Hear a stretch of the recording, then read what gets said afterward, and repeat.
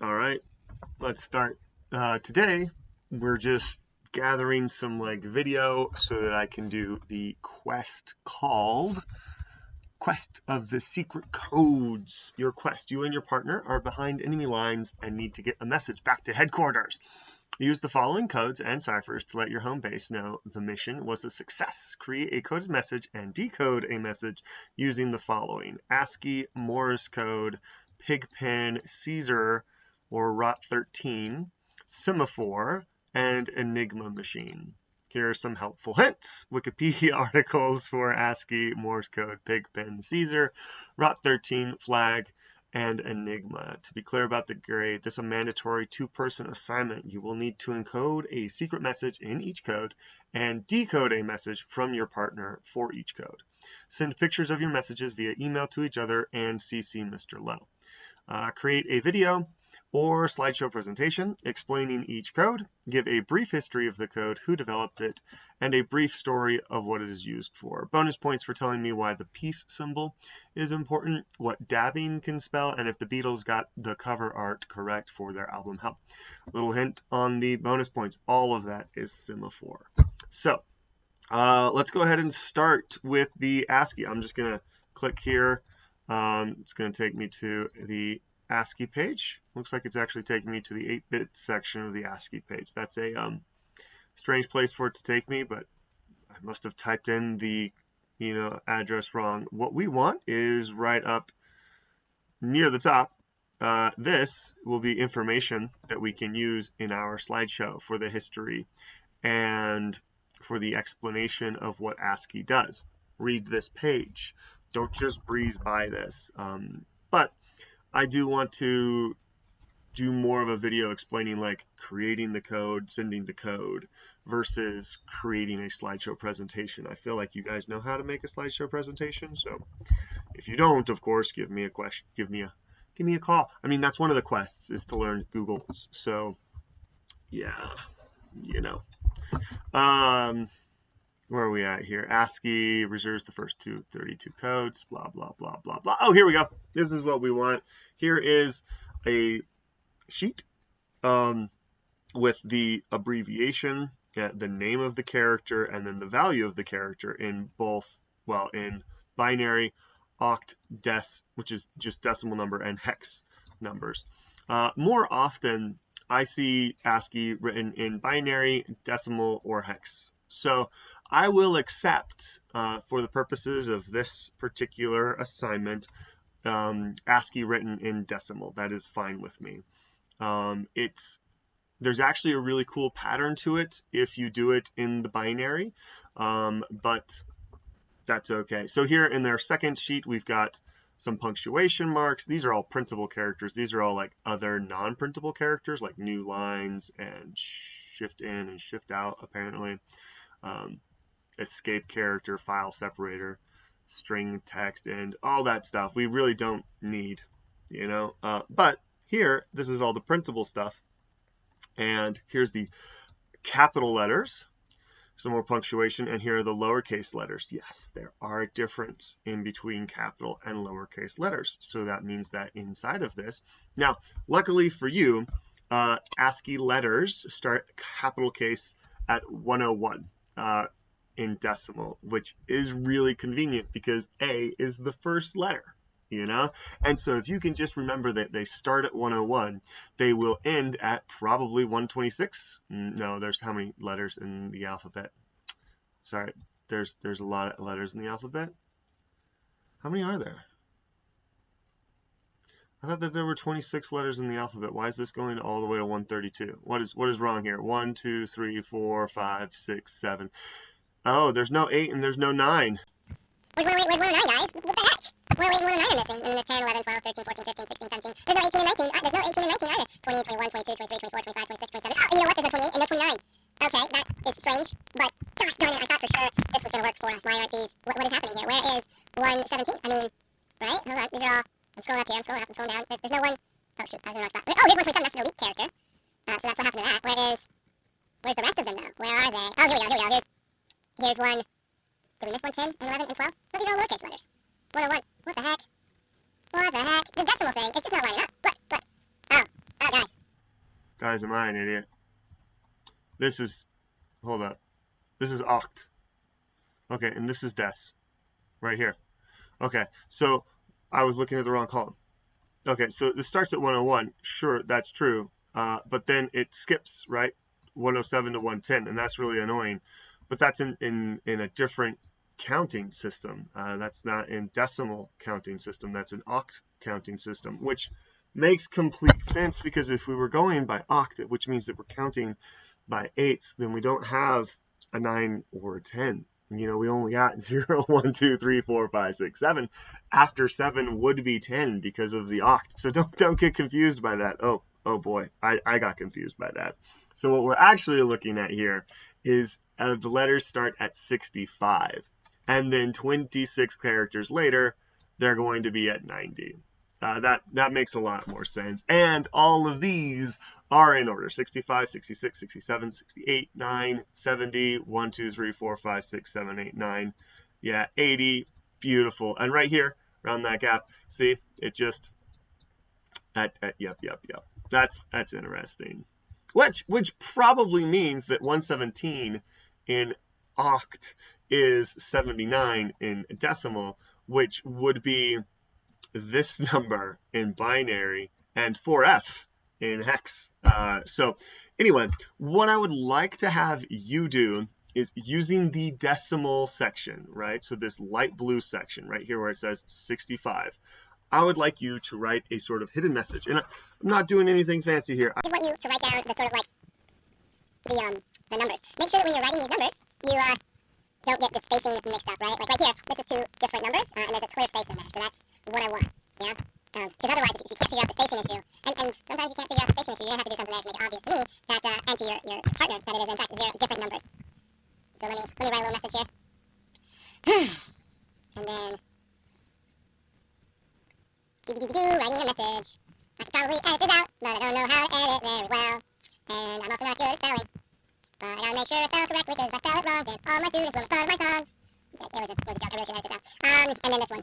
Okay, so that, right here, this is my super secret message. Let me see if you can see that. Can you see that? Let's find over here. This is my super secret message, okay? You don't get any points for decoding this. It's the ASCII code in decimal, right? So that will tell you a little message. And it's a beautiful message. What I would like you to do in your message, and you probably do all of these on the same page. In fact, I can label this, right? And then put a little line here.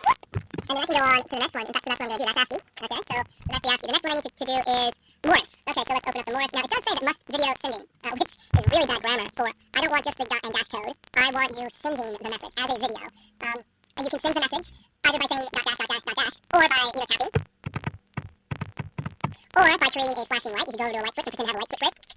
You know, or you could...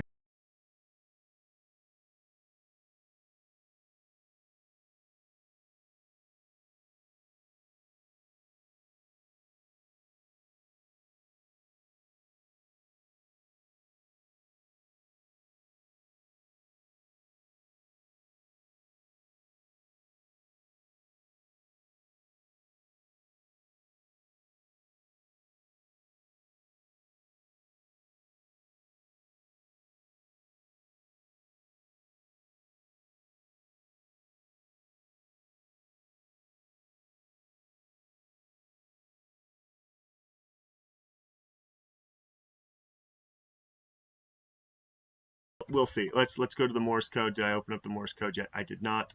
Let's go to the Morse code. Just go there.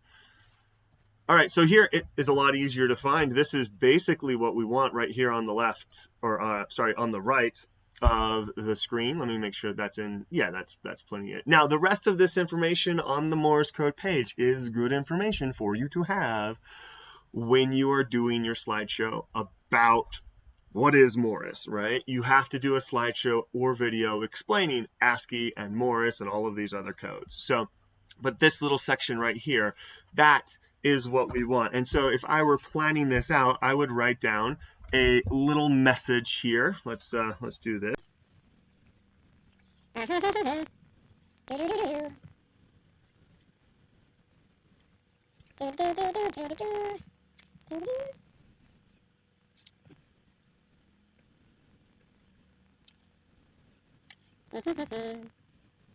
What are you guys having for lunch today? I know what I'm having for lunch. Especially after writing this little message. I know exactly what I'm going to have for lunch. So, alright, so that there. Let me go back to so. You can see my screen. This is my Morse coded message. And now this would be good sort of to take a picture of, but for this quest, I actually want you to try and send this in a kind of like time sensitive way, because Morse code, as you read this Wikipedia article, is all about time differences in the signal length. So the dot is smaller, shorter than the dash, and it's about sending a buzz that is like a buzz. So let me try and send this. I'm not a Morse code person. Like I don't know this stuff. I have computers to do this for me, and so it's going to be a little difficult. Okay, so if I were, again, bare minimum here, I would be like dot dash dash dot dot dot dash dash dot dot dash dash dot dot dot dash dot dot dot dot dot dash dot dot dot dot dot dash dot dot dot dot dot dot dot dash, right? I mean, that could work, especially light switch. So get creative with sending your Morse code. Hopefully it is clear enough. We're looking not to build any speed tests, but that's the Morse code. The next section, the next code that we're after, let's close Morse code, is Pigpen cipher. Pigpen is probably one of my favorite ciphers. Pigpen is also referred to as the Masonic cipher, or the Freemason cipher, or the Napoleon cipher, or the tic-tac-toe cipher. It's all over the place. Again, one of my favorite ciphers, because if you remember the basic premise, you can recreate this code, and it's a simple substitution cipher. Every letter has its own little like signal, which are what letters are anyway.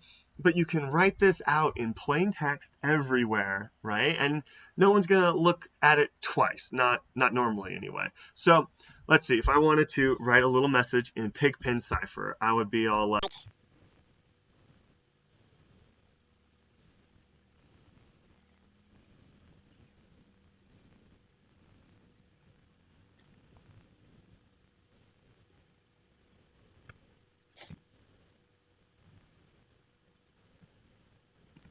I would be all like this, right? Let me make sure it's in the view here. This is my little Pigpen cipher message. And that, you can easily just take a picture of that, right? And send it to a friend, or send it to an email, or more likely, send it to a student that is also in this class, and then also to me. If you don't know another student that is doing the Pigpen cipher, or the signals and secret codes quest, I suggest calling somebody, or asking them, or otherwise saying, hey dude, what's up? Because that's what you gotta do. And if you can't do it though, if you can't find a partner for this, just send me your message and I will send it to another student who does not have a partner, and you guys will be secret partners. It'll be hilarious. So there's my Pigpen cipher, and again, the rest of this is important stuff. It's got really great information. Here's a Templar cipher, a different method of doing it. It's all sorts of fun stuff. Caesar code is actually also a lot of fun. Let's go to the Caesar.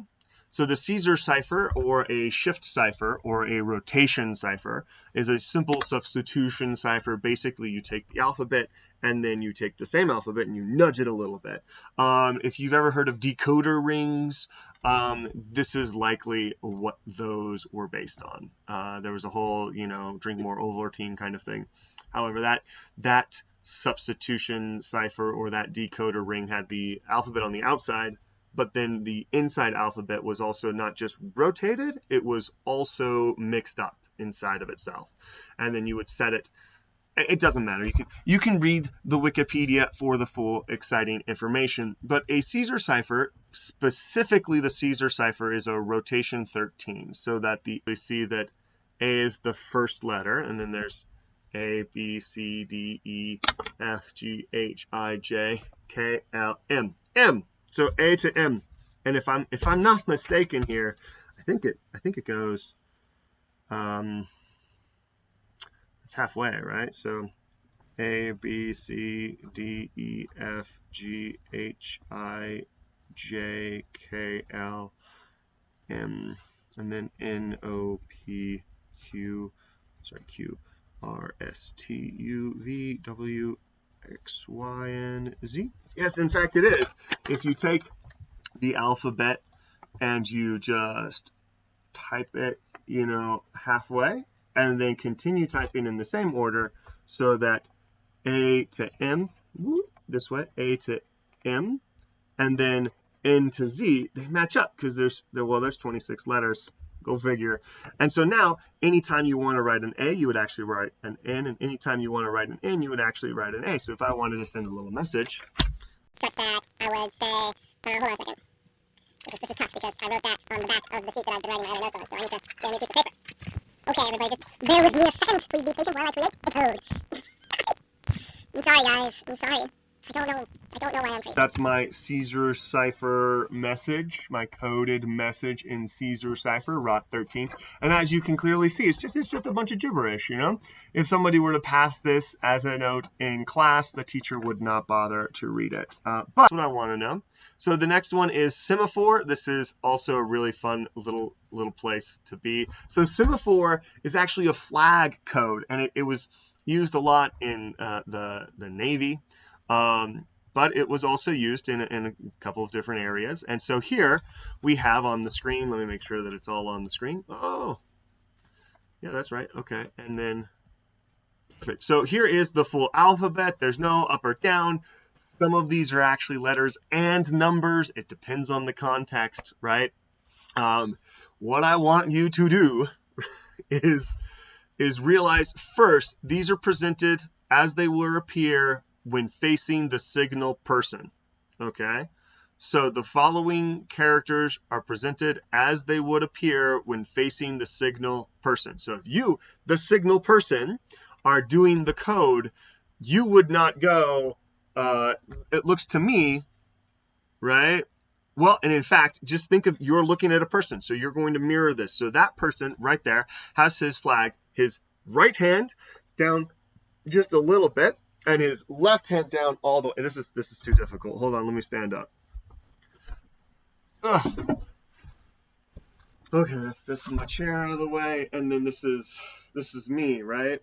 And my right hand is down just a little bit over here, right? This is down, this is down a little, this is all the way, this is up a little, and this is all the way up. Okay, that's basically you need to know down, middle, out, middle, up. Okay. So if I wanted to send a message in semaphore, here's the tricky bit, right? I would need to do this. How can I? What message should I say? So you guys, okay, let's do this. So this is, and then I would be fired from the army or the military right now. So this one's this, and then this one's this, and then this one is, and then we would do this, and then, okay, so this one looks a little weird, but it's up here, and then this one's down here apparently, and then that one's mostly up, and then this one's all the way up, and here, and here, and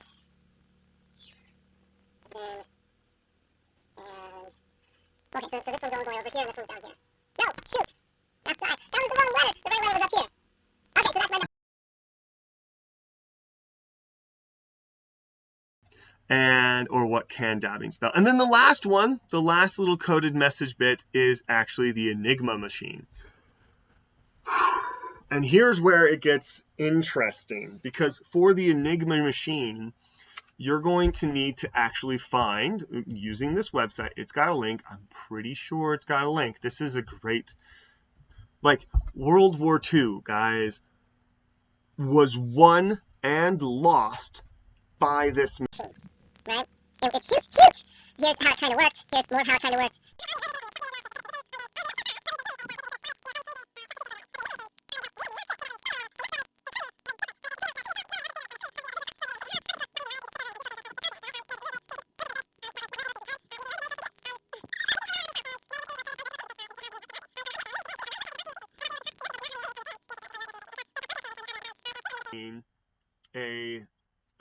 What is this simulation right here? Online Enigma machine simulator, Enigma machine. One of these has got to work for me. A universal crypty online modular playground. Okay, cool. Here we go. Finally, one of these is working. Woo, woo, woo. So Crypty, your source for all things cryptography. Here is your Enigma machine, and here is the plain text. And so we could put in a message in here like secret. I cannot spell top secret message. All right, and then we can set, and here is where it gets important. To decode the Enigma machine, we need to have this information here. Okay, so you can change any of these to anything you want, right? Just scramble it all up as much as you want, and you can I don't know what these do. So you can go to E to F, and you can go K to J right there. Okay, and any of these will work, right? We can include the foreign characters. We're going to ignore the foreign characters, and we can change the Enigma to all of these weird looking things here. Whatever you choose, okay, all of these settings, you need to take a screenshot of those settings, and you can send the screenshot of the settings to your secret code decoder person, okay, and then they can decode it, but they will not be able to decode it without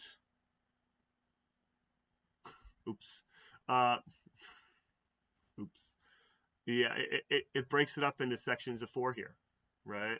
And so that's what's happening. Well, not 4 or 5. It looks like it's breaking it up into sections of 5 characters apiece because words have different lengths. Moving on. You need to have this information to decode it. Okay, I mean, you can do it. Clearly it was done, but we're not about to go through the math involved to actually decode the Enigma machine. It's just not something I want to do. So make sure that you take a screenshot or a picture of your Enigma machine settings when you send that to your friend. And after that, it's just about decoding the messages. Create a little video, right? Or slideshow presentation. I would probably go slideshow presentation, but if you just want to get on here and talk for 10 to 15 or 5 to 10 minutes about all of those things, and so far I've been talking for half an hour, and I haven't even talked about the history of most of those things. So I hope this helps. If you have any questions, please give me a call or an email, more likely. Bye.